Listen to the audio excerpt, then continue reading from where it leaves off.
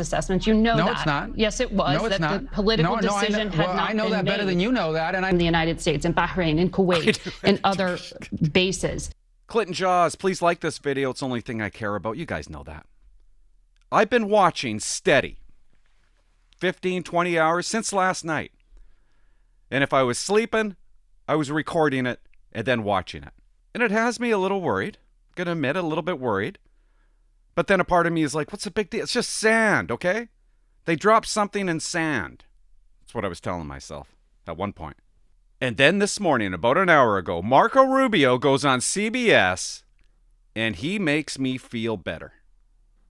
Let's watch. There is nobody better, there's not a better debater than Marco Rubio. If I was a Democrat and I worked on a TV station and my boss came up to me and said, hey, Clint, you're interviewing Marco Rubio today, I'd be like, no, please no. I don't want any part of it. It's good right off the bat. People and good for the world. Yeah. Get your pen ready. Another route, then there'll be consequences for that.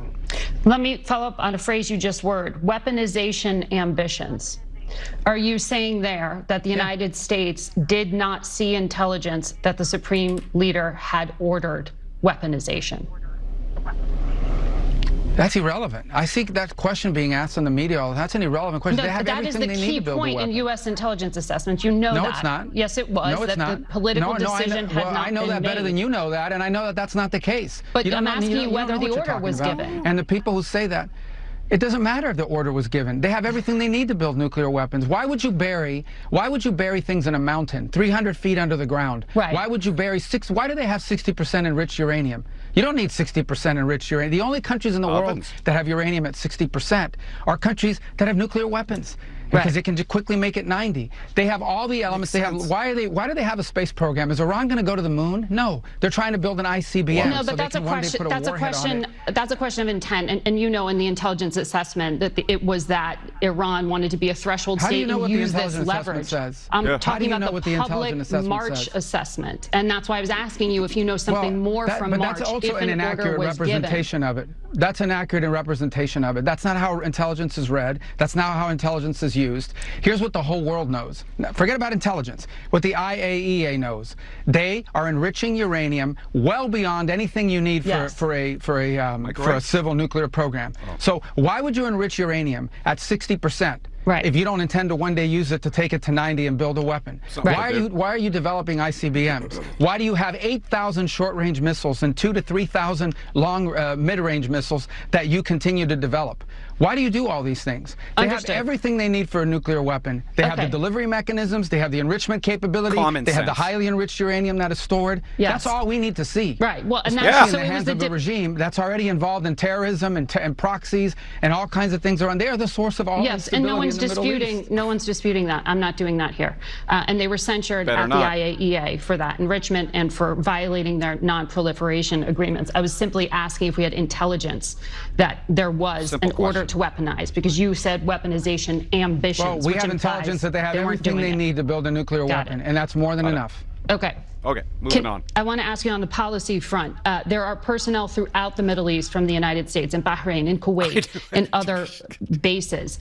If those countries are attacked by Iran because of their association with the United States, will the United States defend them? Well, that's exactly why they're there. That's a great point, actually. Do you know why we have bases in Bahrain and Qatar and UAE and all these places? All of those bases are there because those countries are afraid that Iran will attack them. If Iran was not a threat to the region, if the Iranian regime, because I'm talking about the Iranian people, the regime was not a threat to the region, we wouldn't have to have any of these bases. Those bases are there because those countries are petrified that that the Iranian Shia clerics that run that country will attack their countries. Will the United States defend them if they are? As you know, they've got a very difficult They already are. Well, that's why we're there. That's why we're there. So but yes, we will defend them. Is what they're threatening to do. So we'll defend our people, obviously. Can I have you on the record? We'll defend our people. Well, they'll attack our bases, and those are our bases, and we're going to defend our personnel, and we're prepared to do that. But we'll do more than just defend. We'll impose costs on Iran if they attack American personnel, whether they do it directly or whether they do it through some of these proxies that they try to hide behind, and that includes the Houthis. So another proxy of theirs.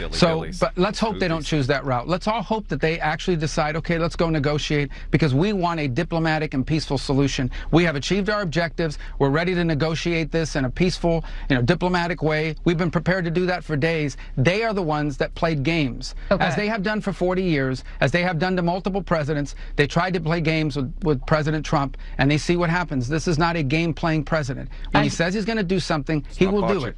I hear you saying here you want to de-escalate when you are talking about diplomacy. You are looking for Iran to pick up that offer that was put on the table you mentioned by Steve Witkoff. Can you just clarify, does that mean the U.S. would still allow for Iran to have a civilian nuclear program if it does not enrich on its own soil? But that's never been an issue. There's countries all over the world that have a civil nuclear program. But that's still the no one here is saying that Iran can't. Sure, that's always been there. Any country in the world has a right to have a civil nuclear program. What they don't have a right to do is to enrich it at 60%, hide it under a mountain, and develop long-range and short-range and mid-range missiles and sponsor terrorist proxies all over the world. They don't have a right to do that.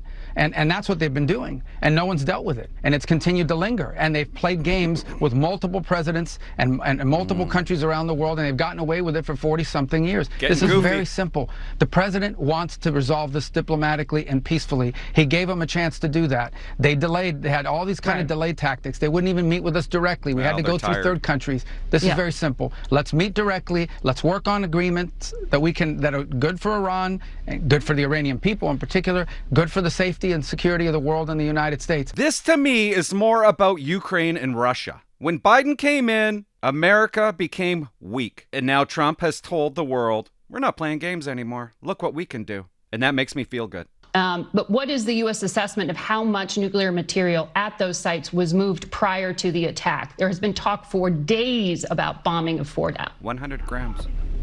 Well, look, we don't. No one will know for sure for days, but I doubt they moved it, because you really can't move anything right now, and they can't move anything right now inside of Iran. See, they know the minute stuff the we truck don't starts know. driving somewhere, the Israelis have seen it and they've targeted it and taken it out. So our assessment is we have to assume that that's a lot of 60% enriched uranium buried deep under the ground there in Esfahan, and that really is the key. What they should do with that is they should bring it out of the ground and turn it over.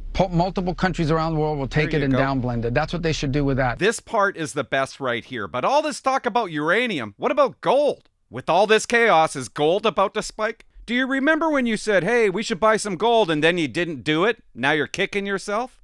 Here is an easy way to do this, guys. At Birch Gold, you can convert your IRA or 401k into a tax-sheltered gold IRA, protecting your savings with something tangible, and now is the time to do it. This is why.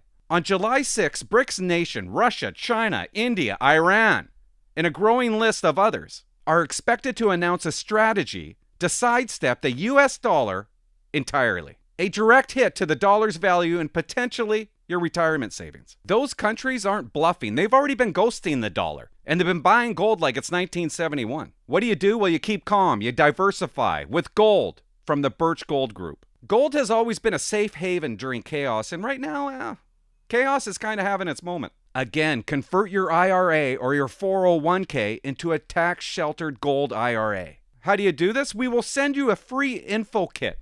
Text JAWS at 989898. July 6 could mark a global financial shift. Get your free info kit. Text JAWS at 989898. Be informed, be prepared. I'm doing it. These guys want a nuclear weapon one day. Okay, to that point. And it isn't going to happen. Not while Donald Trump is president. Understood. Right. You've said this is not about regime change, but you were describing a regime that you have said for decades, I mean, for upwards of 40 years, has chanted death to America, has done all the things you just described. Isn't a diplomatic deal with them a lifeline? Aren't you offering to negotiate with the same people you're saying did all these things? So therefore, are you actually looking for regime change? Well, that misses the point. I don't like that they chant those things, but one thing is that they chant those things. Another thing is that they chant those things and they have terror proxies are all over the world, and they have long-range missiles that can reach the United States one day, and they have the potential to be one step away from a nuclear weapon.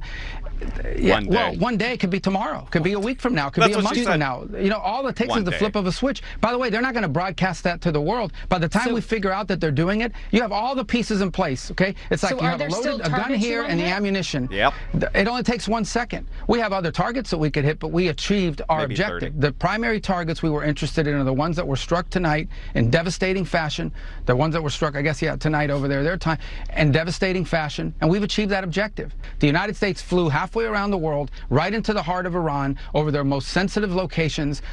These things got rocked, and then we left. We were over the ocean before they figured out what had happened. And there are plenty of other targets. We don't want to do that. That's not our preference. We want peace deals with them, and that's up to them to decide. Could you imagine being married to this guy? How many times do I have to tell you, after the washing machine is done spinning, you take those damn clothes and you put it into the dryer for 1 hour, not 45 minutes. 45 minutes, they'll be damp. 1 hour with a bounce sheet. Thank you. And by the way, it would help if you had a clue. Our objective here is very straightforward. They're not going to have a nuclear weapon. They're not even going to get close to a nuclear weapon. They're not even going to be in the neighborhood of a nuclear weapon, because these people are dangerous. This is a radical Shia clerics who run that country, and they are the source of all instability in the region, all of it. Without Iran and this regime, there is no Hamas, there is no Hezbollah. Well, because we don't want them to have a nuclear weapon. Okay, but that's the core objective. But I'm going through the things they've done, because that's why they can't have a nuclear weapon. Okay, they sponsor Shias. They sponsor these Shia militias, Hamas, Hezbollah, all these other terrorist groups. These people are never going to get anywhere close to a nuclear weapon. Not while Donald Trump is president. For the Americans at home who are going, are we at war? You know, I'm trying to suss out some of the facts here. So, why would Iran agree to any peace deal if the United States has already pulled out of one that they had, as President Trump did in 2018, and now has launched 2 surprise attacks? Both Israel and the United States have done so. There is such a massive trust deficit there. How could you possibly come to the trust deficit started with Iran. I know. Well, the trust deficit, the ones that shouldn't be trusted are the Iranians, because they're the ones that sponsor terrorism. Did they forewarn us before they blew up the embassy in Lebanon and killed over 200 American servicemen? So good. Did they forewarn us before they built IEDs and blew the legs and arms off of American servicemen in Iraq? I mean, these are the people that are doing this forever. They're the ones that no one should trust. They're the ones that have lied about their nuclear program. They're the ones that have hidden things from the international organisms. But that sounds like we're headed towards regime change, where the desire to get these people out of power. No, a serious foreign policy is one that's focused on identifying what our national interest is. You don't have to like the regime. There are a lot of regimes around the world that we don't like, okay? But in this particular case, what we are focused on is not the changing of the regime. Okay, that's up to the Iranian people if they want to do that, but that's not what we're focused on. Our national interest is about one thing, and that is Iran not getting anywhere near the capability to weaponize and have nuclear weapons. They're not going to get anywhere near that capability. The president has made that clear from day one. Our preference for solving that problem, that very specific problem, is through diplomacy. We've said that. We've given it every opportunity. They played games. They tried delay tactics. They're trying delay tactics now on the Europeans because of the snapback provisions. When did and you the talk about the president JCPOA, that was a crazy deal. When did the president make this decision? Because he said he was giving 2 more weeks of diplomacy on Friday, and on Friday, these jets took off. Well, the president retains the opportunity to pull out of this at any moment, including 10 minutes before. But the president ordered options. Look, the decision, in my view, was made when he wrote a letter to the Supreme Leader, and he said, over the next 60 days, we want to do a deal with you and solve this problem of nuclear weaponization. We want to do it peacefully. If after 60 days we don't see progress or it isn't solved, we have other alternatives. He made that very clear. I think what some people are struggling with here is that we today have a president who does what he says he's going to do, and that's what happened here. So good. So good. Man, that guy's on the ball. It makes me feel better. Guys, stick around. I'm probably going to make more today. Bye-bye.